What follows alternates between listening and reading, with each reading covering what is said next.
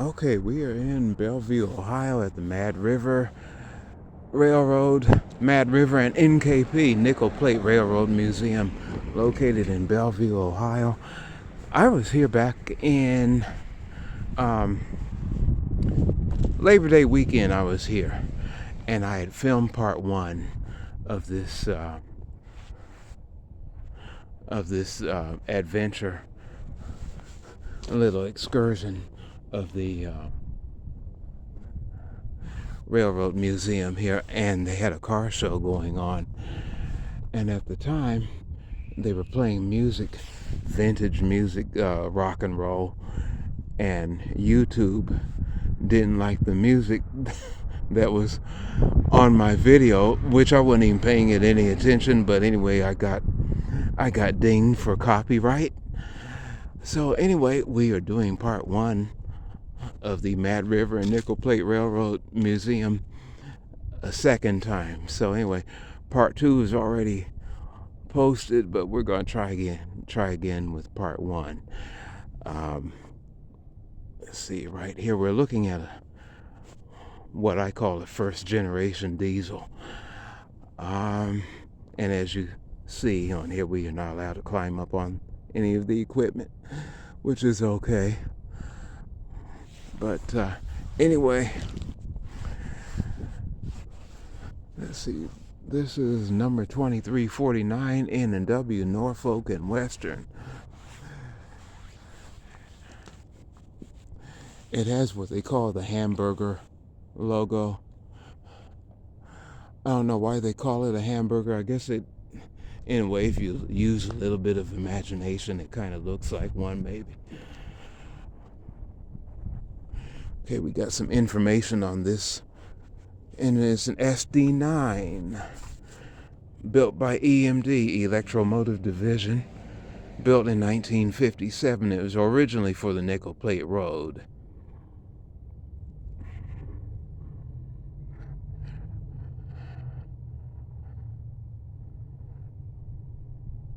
Says it was retired in 2009 and donated to the museum in 2010.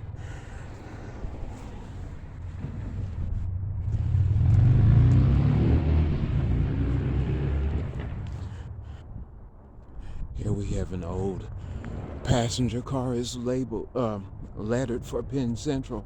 It says formerly Penn Central.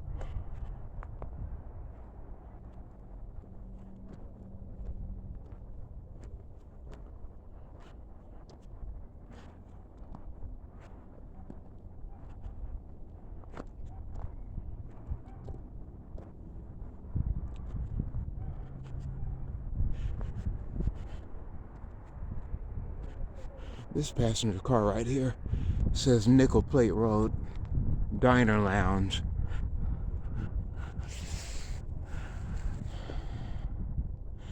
They do have steps right here. Let's go up these stairs and see what.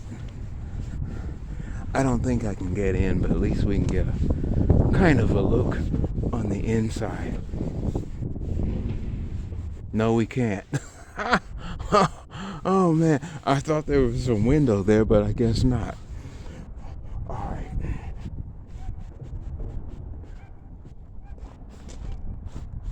Let's just move right along.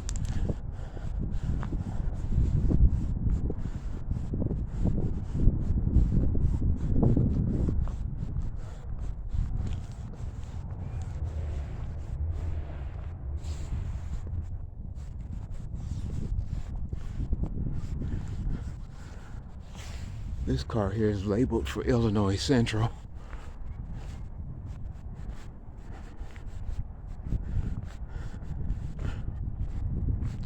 I don't see any plaque on it that gives any information. On maybe on the other side of the car.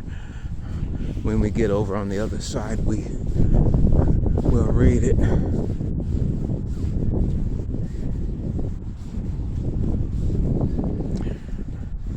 This right in front of me is a snowplow.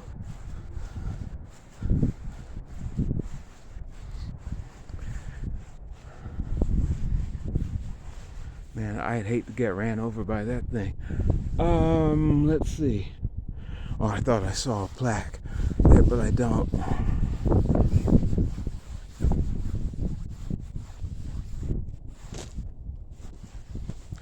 New York Central System Freight Station. And it's got a no trespassing sign from dusk to dawn, which means the general public is allowed to come through here during the daytime, but when it gets after sundown, they prefer nobody be here at all. This boxcar is labeled for nickel plate, and it's got modernized roller bearing trucks on it. You know, when this car was built, it used to have what they call Bettendorf trucks with the old journal boxes.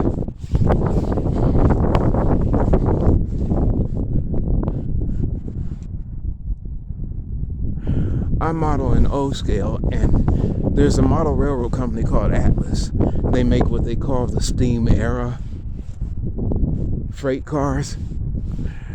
Oh, this one looks like it's refrigerated.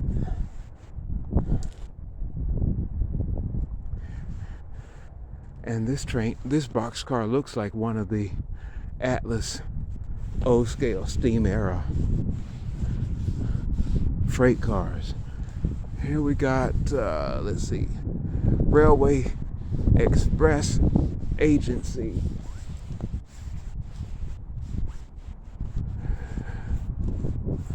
All right, N&W number 1375. This baggage car was built for the Wabash Railroad in 1926 by American Car and Foundry as the number 354. This car would have run on such famous trains as the Cannonball and the Banner Blue. It was acquired by the Society in 1979 and is used as storage for the museum.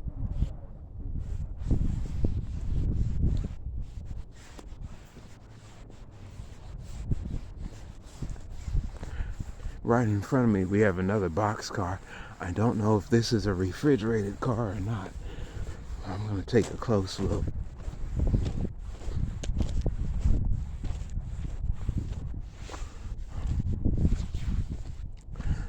No, it's not. It may have been once upon a time, but anyway, right now it looks like it says it's labeled for maintenance of way. An old maintenance of way boxcar.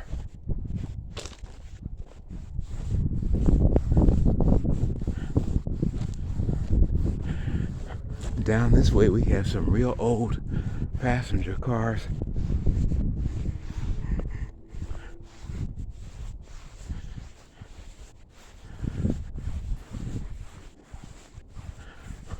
Let's get down here real quick. That blue and white one reminds me of the Great Northern Railroad.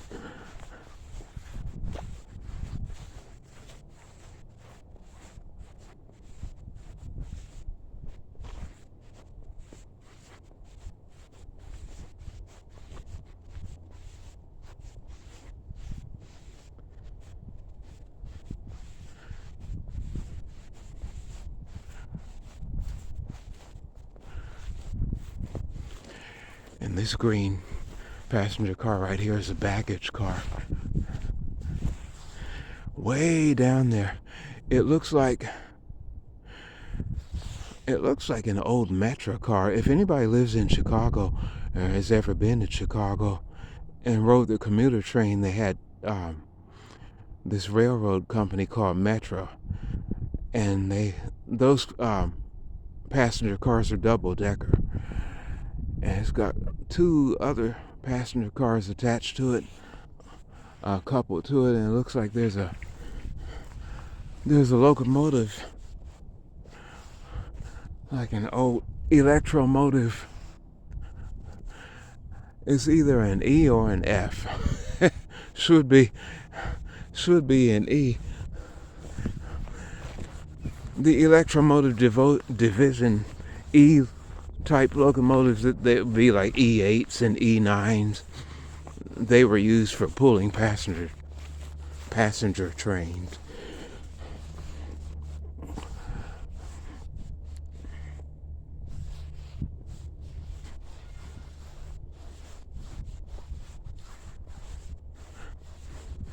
I do want to say one thing about this railroad museum here is very well maintained. The grass is cut. You barely notice any weeds because they keep everything so neat and trimmed and clean.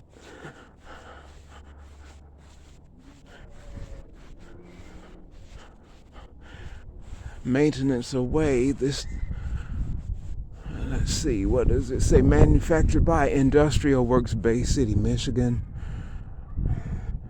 Mad River and NKP Railroad Museum said, please do not climb on the equipment. But it looked like it was for the Norfolk and Western originally.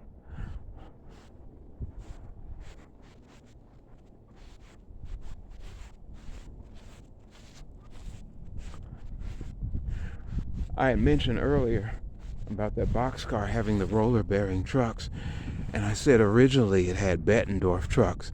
These right here are what you call Bettendorf, with the journal boxes.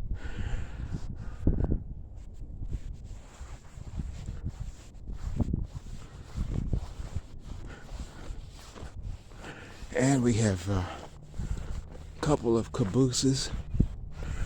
Nickel plate high-speed service, Nickel Plate Road, number 783's radio quit.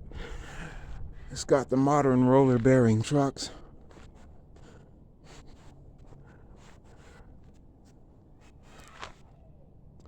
I don't know when this caboose was built.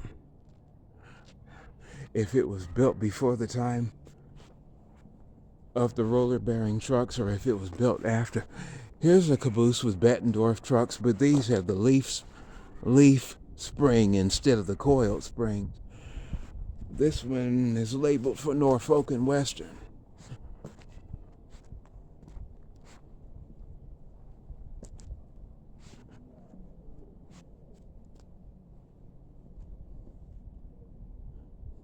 It's a temptation to climb up those steps, but it's like I better not.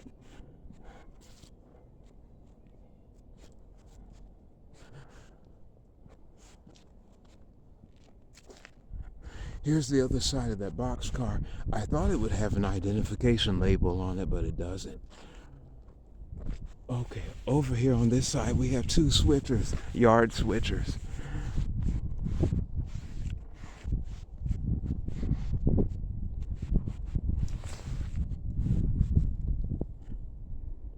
This black yard switcher I know was built by Electromotive Division.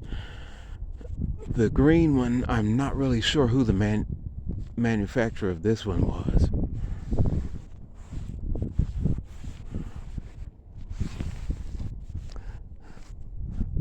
It's a temptation to say Alco, but I could be wrong.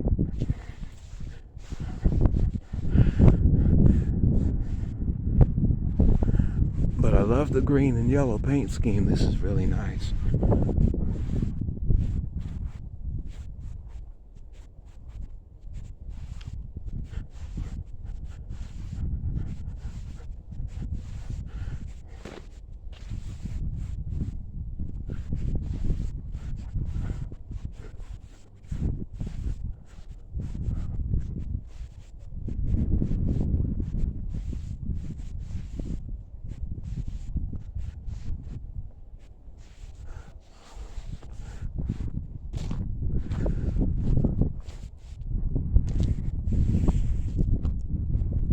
Okay, there are no identification plaques on here at all.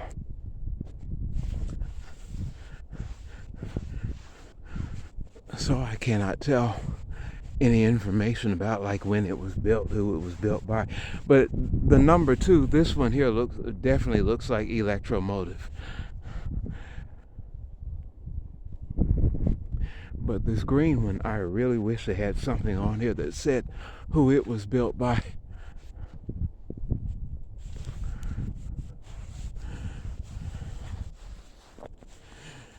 Yeah, look at how well maintained this is. I love these bricks. The grass is nice and short, and the lights, and we got plants. Of course, with this being late October, These are not as bright as they would be if it were summer. These flowers and shrubs are really nice.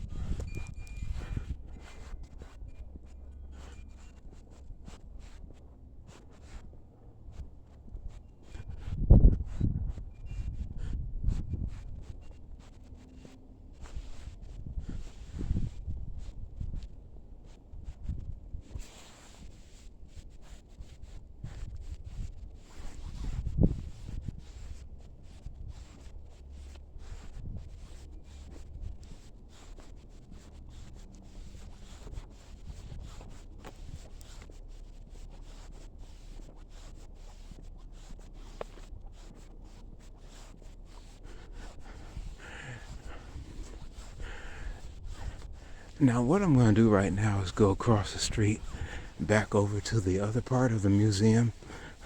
Oh, look right here. We have a little picnic area here.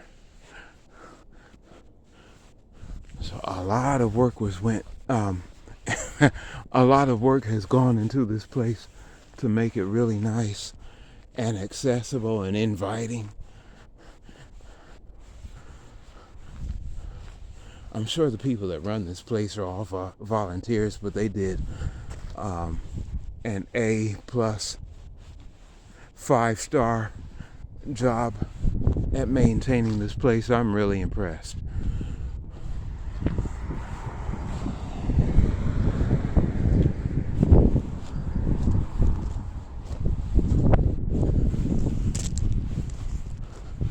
Okay, that is it for now. See you later.